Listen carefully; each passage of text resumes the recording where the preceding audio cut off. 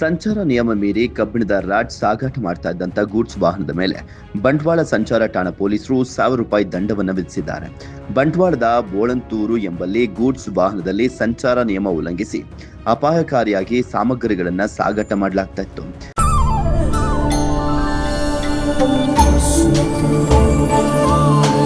Mysuru sandal ಸಾಬೂನು ಪ್ರಕೃತಿಯಷ್ಟೇ ತಾಜಾ ಮತ್ತು ಪರಿಶುದ್ಧ. ಸಣ್ಣ ಏರು ಪ್ರದೇಶದಲ್ಲಿ ಸಂಚಾರದಲ್ಲಿದ್ದಾಗಲೇ ಕಬ್ಬಿಣದ ರಾಡ್ಗಳು ವಾಹನದಿಂದ ರಸ್ತೆಗೆ ಬಿದ್ದಿದೆ.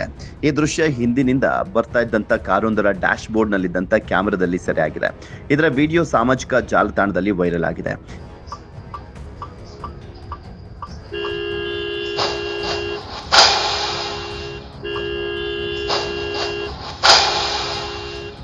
ಈ ಬಗ್ಗೆ ಸಂಚಾರ ನಿಯಮ ಉಲ್ಲಂಘನೆ ಮಾಡಿರುವಂತಹ ವಾಹನಕ್ಕೆ ಸಂಚಾರ ನಿಯಮದ ಅನ್ವಯ ₹1,000 ದಂಡವನ್ನು ವಿಧಿಸಲಾಗುತ್ತದೆ.